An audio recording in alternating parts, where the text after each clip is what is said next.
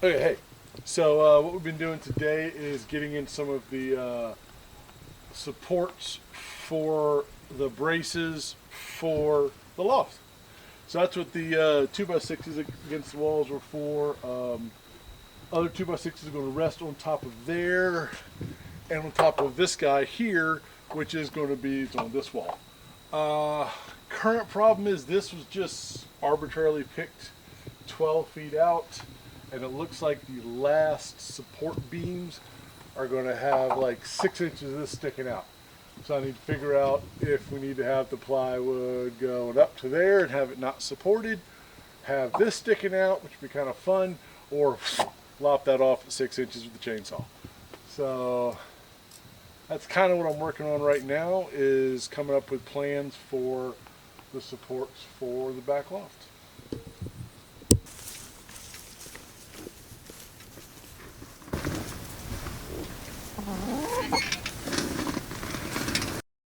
First one up? Yep. First one up. It's not attached to this yet, but I'm going to wait to get everything stabilized. But yeah, attaching one side wall to the other. I'll put a few more of these up, at least one more here and there. Just can't go too far down because the stairs are going to be here on this side, right side. So some of them from here are just going to go here in the middle, and those will tie in there. So we can't put the whole thing up today, the whole loft today, because then we just have to cut them out for Stairs, yeah. Yeah. All right, so we got another delivery of wood. One of the things, this is about half a load of 8.5 foot long cedar, 6 to 8 inches in width. Some of it, considerably bigger, 11 inches and 12 inches, things like that. That giant one down there? That monstrosity down here, yep. That's like, 3 leagues across, so, 16 inches. But yeah, that's a big old boy. Anyway, this is mostly for the barn for next year. So we got half the load of cedar, and the other half the load is 16 foot long pines, some of which we'll use or cut 8 foot off to use for the barn. So we're going to do stockade style. The rest of them, like some of those that I'm still not 100% sure we're going to be able to move, those we'll try to get a sawmill and mill into lumber for our own usages. So but today, that's like next year's problem. Yeah, next year's problem. Yeah. I saw them unload it and say, yeah, they'll be like 8 inch wide pine. Okay, these beasts coming off, my back starts spasming. Ow, ow, ow, ow. Anyway, so what we're doing today is we want to, for a little rustic look, use some of these for some beams, for the posts. Thank you, on a front porch. So we're looking at stuff that we wouldn't really want to use elsewhere. This guy here has got a bend to it, a curve. It's still ample strength because it's 8 inches at the widest point and 7 inches up here, so it'd be plenty strong enough for us. Fortunately, cedar is light enough to move. So what we're going to do is we're going to find some for the porch and go ahead and try to strip the bark off. We've got a draw knife. Cynthia ordered online from Amazon. So we're going to pick out some that are obviously not on the bottom row and try to get some and clean them up and figure out how to use them on the porch if we can get them before the goats eat them all. It's funny. Is cedar tasty? Is it yummy? Apparently. It's like trauma has started the process. Yeah, no, that's what I was thinking. Not that hard.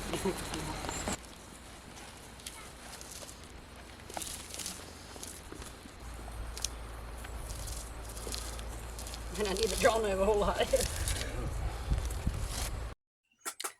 And stairway calculations. Little Jimmy Buffett song that comes to my head. Math sucks. I am a teacher, science teacher, but yeah, we're trying to figure out how big a floor opening we need for the angle and the rise and the run. Floor opening is important because this is floor opening that can't have floor beams going across it.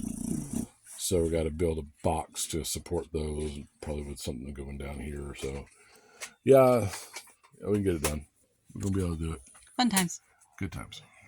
On today's episode of Homeschooling on the Homestead, what are we doing today, boys? We are finding trees to collect for the house. Yep, Daddy needs some trees to use as support posts. Okay, don't do that. So, Daddy, what diameter did Daddy want the trees to be? 6 to 8. 6 to 8 inches, that's correct. What do we do to get the circumference of the tree that we need? Measure it for measuring tape and knot the knots. Okay, but how do we know that the diameter is going to be 6 to 8 inches, right? That's what Daddy wanted. Yeah. But we can't measure a diameter of a tree that's not been cut, right? Yeah.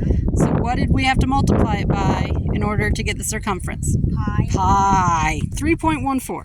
3.14. And from that we got 19 inches and 25 inches roughly, right? So we've got a knot. Okay, can you hold still please so I can show them? Okay, we've got a knot here, we've got a knot here, and we've got a knot here. So we start measuring here. From there to here is 19 inches, and from there to there is 25 inches. Hold it out, please. So we need the tree to end somewhere between these two knots, right? Why? All right, so let's go find some trees. We're close to the woods. Yeah, well, we're about to enter the woods, and I think we found the wildflower section of the property. Kind of pretty, huh, boys? Yeah. Yeah. And I can't lie, it's really wild. Well, yeah. Oh my gosh, another apple tree. Wow, this thing's huge. Another apple tree. Another apple tree. I just saw it. Wow. Oh, and hey, look. One thing I've noticed, we've been crisscrossing pig paths this whole time we've been coming here, and Apples yeah, those are some and berries. very big apples. And what do you know? There are no apples, more than 2 feet below the ground. But oh man, that's full of apples. Yes. And berries. Well, boys, at some point right here, many years ago, a bear pooped. Ah, They're uneven. first trip. Cedar. Cedar. All right, so these are big ones, but we'll measure them because they're really close together, and I'm wondering if it wouldn't be better if the smaller one were taken out. So Samuel, you want to get the string out and measure the smaller one over there? Alright.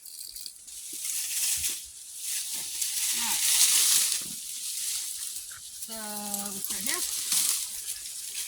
Oh. Alright, that is going to be, so it's at the second knot. It's the first knot, second knot. So that's at an 8-inch diameter, which is big as we wanted it.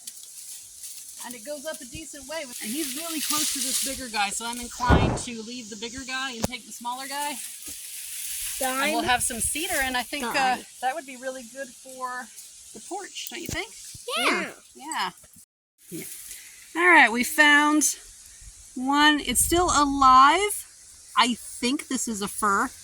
It's big, but it's still alive, but it is leaning big time. It's, gonna come down. It's still alive though. It would still make some good wood, but it's not quite at a 45-degree angle.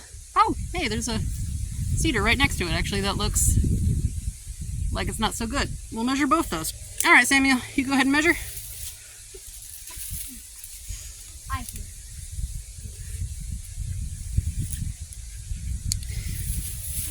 And it's a little uneven over here, so we're watching our steps.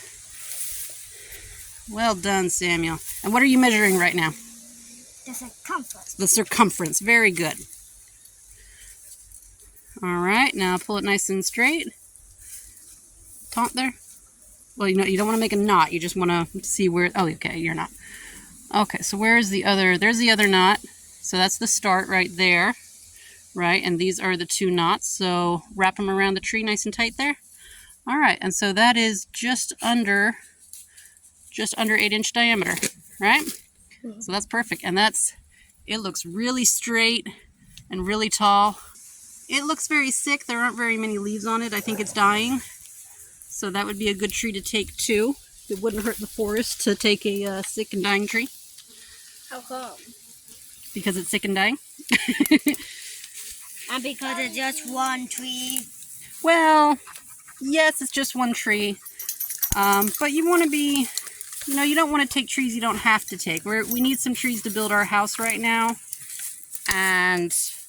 but we want to be respectful about the trees we're taking. So you can take trees from the forest in a way that won't hurt things. Go ahead and measure, Samuel. So like the first tree, the cedar we looked at, it was really, really close to another big tree, so it's crowding. So if we take that smaller tree and use it, the bigger tree will actually benefit. It'll be healthier. And this tree is falling down, and this tree is almost dead, so really good options here. All right, that's actually really close to an 8-inch diameter as well. And this looks like, I'm not sure what happened. Looks like there was an illness or a sickness. I don't know much about trees. Could have been a lightning bolt. Maybe that's what brought this one down. I don't know, but it actually would add a bunch of character once we debarked it. And it's cedar. So that's good. Yeah. Doesn't sound burnt. Doesn't smell burnt. We're going to be using these as support beams, so we're just going to peel them and they'll be whole and we'll be able to look at them. There we go. Perfect straight thing. I don't think we'll be using this one. Yeah. I've seen this event before on a TV show. Yeah. Perfect seat for it. Wow, that actually is kind of perfect. You could take a nap on that thing.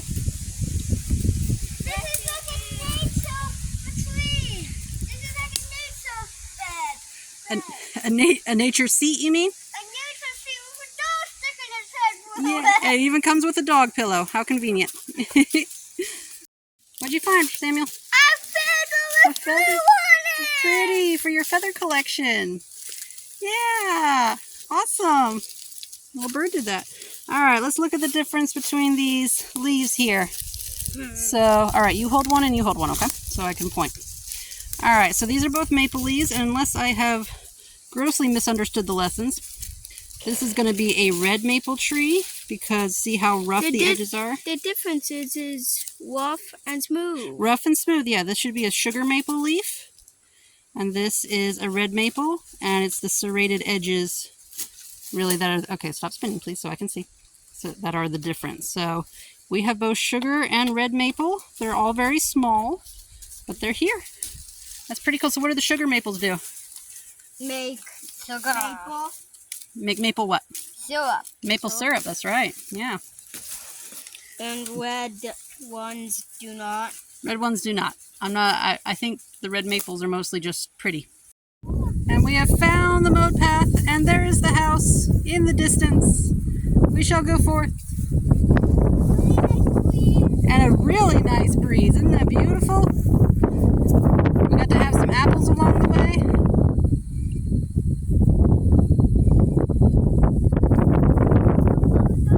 It's not so bad, is it?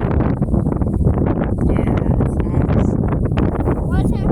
Frolicking dogs, going through the flowers. Well, that's just pretty.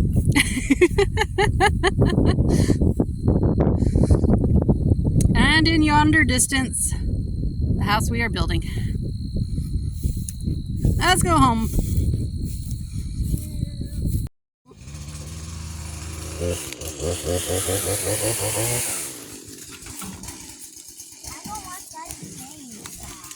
We have brought the tractor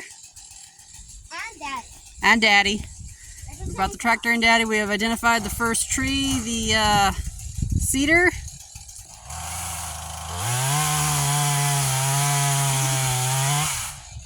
Wow! Look out!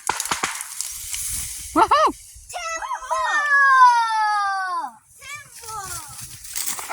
What was that? What was that? What was that? What was that? What was that?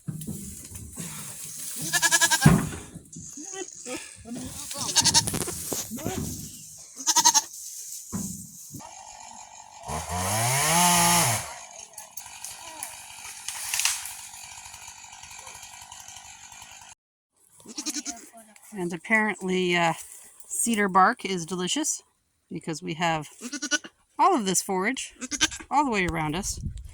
And they want to eat cedar or, you know, my pants. Hi, Monet. Why are my pants this tight? You tickle! Don't tickle me. Okay. We got the cedar down. The fir is by we I mean you. There we go. That's better. Okay. And the fir is stuck. I think our best bet, would you say, get a come along? Yeah, get her come along and yank the base of it out. Once we get this guy out. Yeah. Come along to the storage, of course. Okay, naturally. But one cool thing, this is the this is the fir. It's this guy. This is the fir. Yep. All right, this is the fir. These are the rings. I counted. These were about 29 years old. But this is the cedar. Which is about the same diameter, maybe a touch shorter. Same diameter. A lot older. Whole lot older. 30 plus. Oh, way more than 30. Look at the size of those rings. That's the plus part. Yeah. 40. I mean, heck, that's probably 30 right there. So this one goes a lot slower than this one? Yeah, this is a fir. This one goes slower. More, it takes every ring there is a year. And it took more years for it to get the same diameter. It's about 26 years. Yeah, that's probably about 40 or so.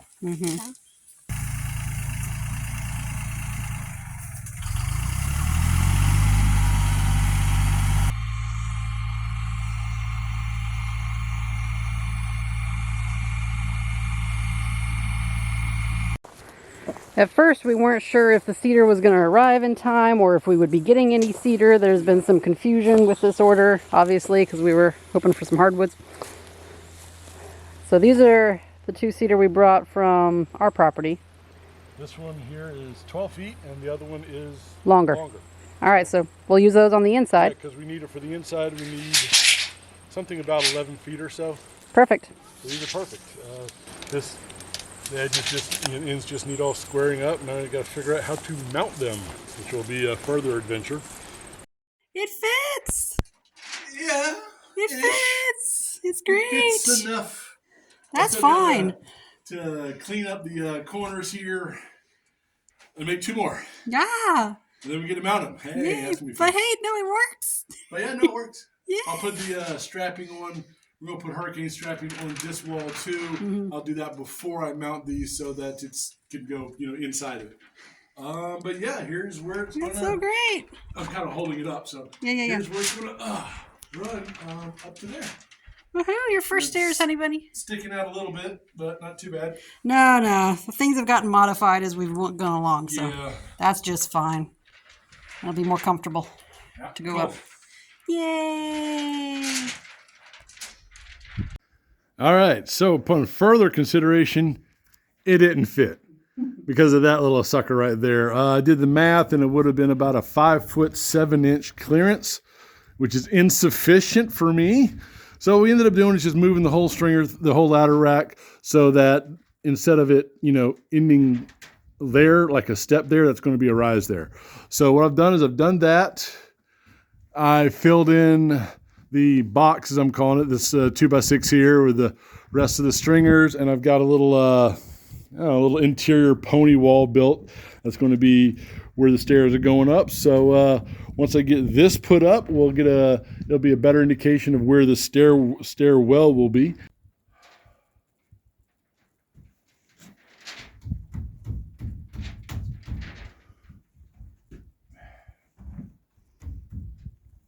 It's a wiggler.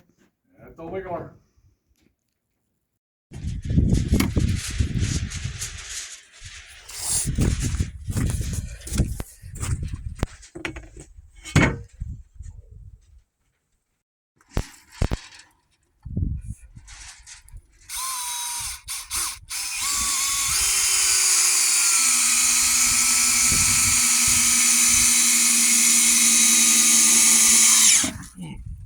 Now we're going to do that.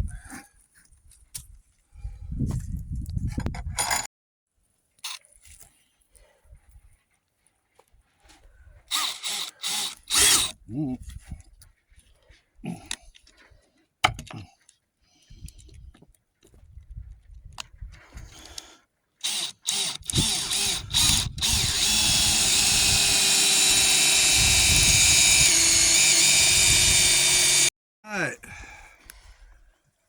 You don't know what we're doing. But we've got this idea. to use giant pieces of wood to hold up our front loft. So we talked to our neighbor, the guy who's been here 30 some odd years, and he is a home builder. And he had the idea of getting some metal plates made up from a local machine shop who gladly did it for us. And I drilled some holes in it. We've got some of these giant 10-inch long timber screws. We're sinking these up in there, and then I've got holes for lag bolts to go down into the frames here on the corners. And we're going to do, we've got these brackets made up for the 3 up front, 2 smaller ones for like where we're going to be doing the stairs going up, and then 2 big ones for inside holding up the roof. We're also going to be putting some on the back wall, but I think we should be able to get by with just using these to screw them into the wall supports. So that's what we're doing. And this is going to be holding up our front loft. Yep. Yeehaw. Yeah, indeed. You're pretty. Yeah. Bye-bye, geese. Fly south. Say hi to Mom and Dad when you get there in a few weeks.